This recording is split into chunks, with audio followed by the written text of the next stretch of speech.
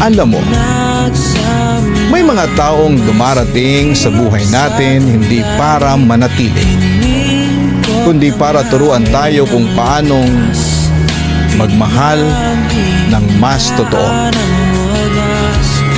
May mga relasyon na nagsisimula sa kilig, pero nagtatapos sa katahimikan. Hindi naman dahil sa wala ng pagmamahal, kundi dahil may mga pusong napagod ng maghintay.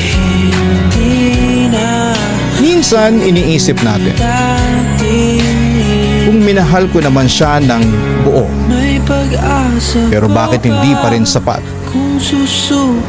Pero ang totoo, hindi lahat ng mahal mo ay handang magmahal pabalik sa parehong paraan. May mga taong mahal ka, pero hindi pa marunong magpahalaga. At may mga tao ding gusto ka, pero takot naman sa paninindigan.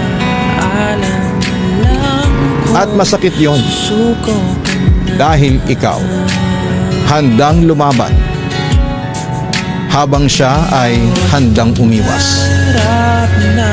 Pero alam mo kung ano ang mas masakit? Yung mahal mo pa, pero kailangan mo nang piliin ang sarili mo. Doon mo marirealize na ang tunay na pagmamahal ay hindi pilitan, hindi hinihingi, at hindi pinaglalaban ng mag-isa.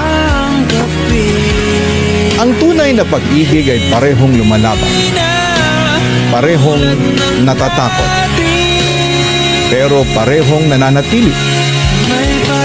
Kaya naman kung iniwan ka, hindi ibig sabihin ay kulang ka. Minsan, sobra ka lang para sa taong hindi marunong mag-alaga.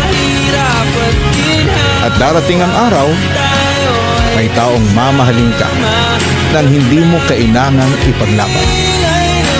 Dahil kusa kanyang pipiliin.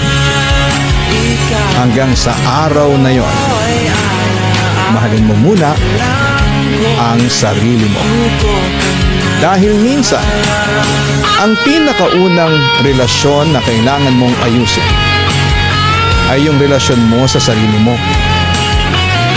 Ako po si Papa Dudut, at ito ang kwento ng pagmamahal na natutong bumitaw pero muling natutong magmahal.